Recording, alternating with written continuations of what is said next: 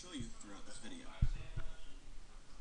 Swain's passive, Carrion Renewal, gives him a mana regeneration buff for a few seconds whenever he kills an enemy minion or champion. Unfortunately, we didn't have all his icons ready when I recorded this game, so a few of Swain's icons are images of Karthus. Swain's Q spell is Decrepify, or as we call it here at Riot, the Laser Bird. Laser Bird deals damage and slows a single target over 3 seconds. However, the spell is on a tether, so enemies can walk out of range to break it early. You may choose to max Laser Bird first, but I choose to max it second, after Torment. On W is Nevermore. You target an area on the ground, and after a short delay, targets hit by it are rooted in place for a few seconds. Because the only meaningful level up is cooldown, I keep Nevermore at 1 point until level 14. Torment is on E. It deals damage over 4 seconds, and also deals extra damage every second based on how much you've hurt your target. This bonus damage compounds on itself, so front-loading damage with Deathfire Grasp will heavily increase your damage output. As Swain's main damage spell, I max Torment right away. Ravenous Flock is Swain's ultimate. He transforms into a raven and sends out pets to nearby enemies. The pets also return to heal him for a portion of the damage dealt. My runes are standard for offensive casters. Magic Penetration, Marks, and Quintessences, mana regeneration per level seals, and flat cooldown reduction glyphs. This gives me great damage output, while also multiplying my passive. My masteries are 9-0-21, making sure to take Magic Penetration, cooldowns, neutral buff duration, and mana regeneration.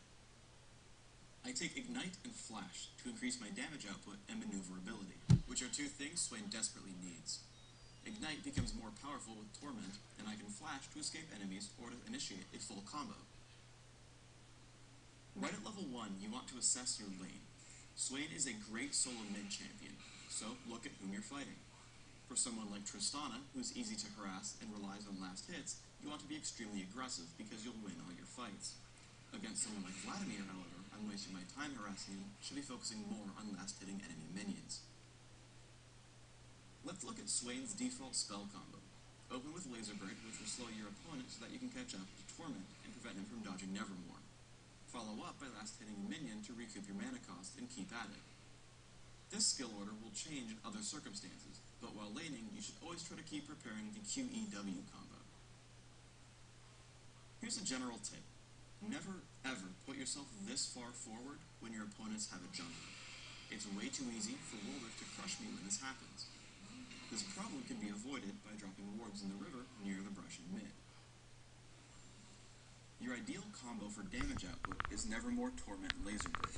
Unfortunately, Nevermore was down for this fight, but since I knew Tristana would fight rather than run, I hit Torment before Laser Bird.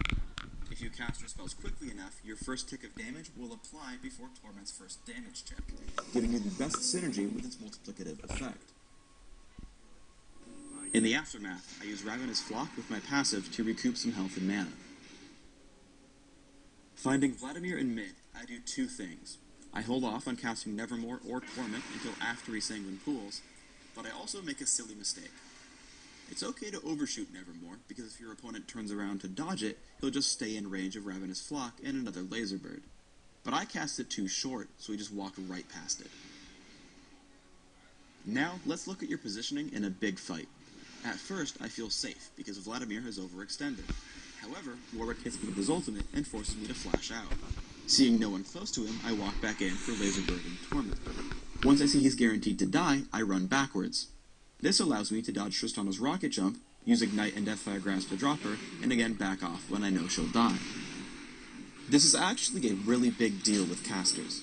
Because you have to wait for cooldowns to be effective, you should try to stand somewhere safe while waiting for them.